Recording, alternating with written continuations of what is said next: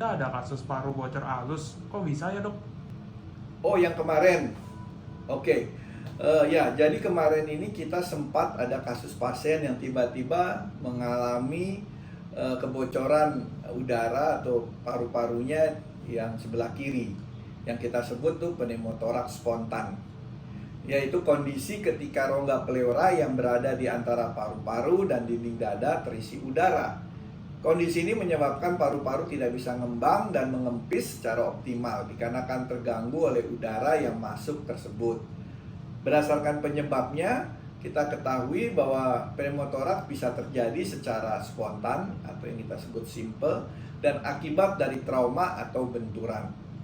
Nah, kejadian pneumotoraks secara spontan bisa karena primer tanpa penyebab atau sekunder akibat penyakit paru kronik. Kasus kemarin ini kita ketemui awalnya tiba-tiba mengalami nyeri dada, sesak, dan juga rasa seperti tertekan tanpa riwayat yang bermakna. Nah, kita lakukan X-ray dan menunjukkan adanya gambaran pneumotoraks, tetapi ada gambaran juga bekas TB, TBC. Nah, untuk mendapatkan gambaran yang lebih jelas, kita lakukan CT scan dan ditemukan terdapat emfisema subkutis, fibrosis, multiple bulle, dan pneumotoraks.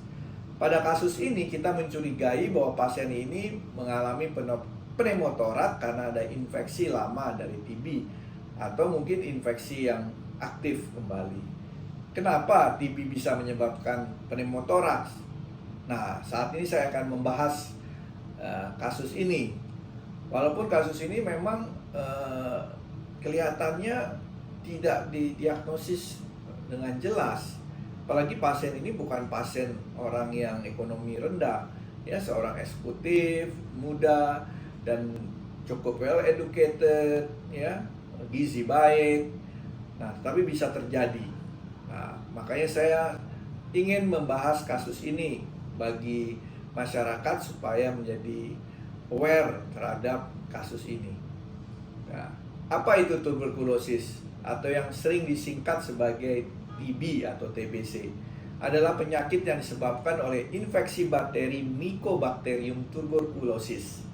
TB merupakan salah satu penyakit menular yang paling banyak terjadi di seluruh dunia dengan perkiraan 10 juta kasus baru setiap tahunnya. Meskipun ada pengobatan yang efektif untuk TB, penyakit ini masih menjadi masalah kesehatan masyarakat yang serius di berbagai negara. Tanda dan gejala TB dapat bervariasi tergantung pada lokasi infeksi dalam tubuh. Gejala TB yang umumnya meliputi batuk selama lebih dari 3 minggu, demam, keringat malam, kehilangan nafsu makan, kelelahan, dan penurunan berat badan yang tidak dapat dijelaskan. TBC adalah penyakit infeksi yang umumnya menyerang paru-paru. Namun, TBC juga bisa mempengaruhi bagian tubuh lainnya seperti ginjal, tulang belakang, atau otak. Ketika terjadi pada area selain paru-paru, tanda dan gejala TBC pun bervariasi menyesuaikan organ. TBC merupakan penyakit paling menular nomor 2 yang paling mematikan setelah COVID. TBC dapat dicegah dengan cara memberikan vaksin BCG sebelum usia 2 bulan dan juga menghindari kontak dengan orang yang terinfeksi dan memakai masker di tempat yang ramai. TBC bisa ditularkan melalui percikan ludah atau droplet saat orang terinfeksi TBC bersin atau batuk. Ada 2 klasifikasi penyakit tuberkulosis, yaitu pulmonary TB atau TB paru dan extrapulmonary TB atau TB ekstra paru. TB ekstra paru inilah yang melibatkan bagian tubuh di luar paru-paru. Sebenarnya tubuh dapat menampung bakteri penyebab TBC.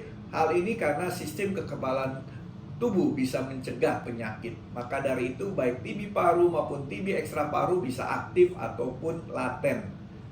Anda mungkin saja sudah terinfeksi penyakit TBC tetapi tubuh dapat mencegahnya. Hal ini membuat bakteri dalam tubuh tidak aktif dan tidak menimbulkan gejala. TB laten atau TB tidak aktif sebenarnya tidak menular, namun TB laten bisa berubah menjadi aktif.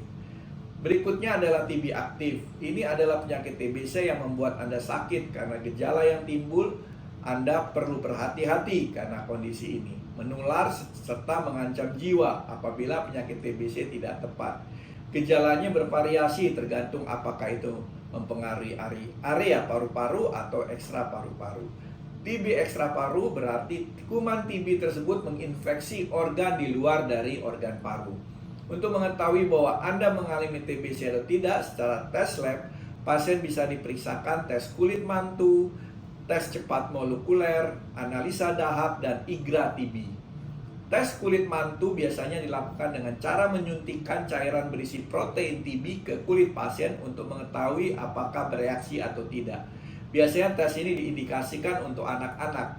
Tes cepat molekuler adalah tes yang direkomendasikan oleh WHO dan Kemenkes untuk mendiagnosis gejala TB yang sedang aktif dan juga dapat diperiksa untuk mengetahui apakah masih mempan menggunakan rifampicin atau tidak.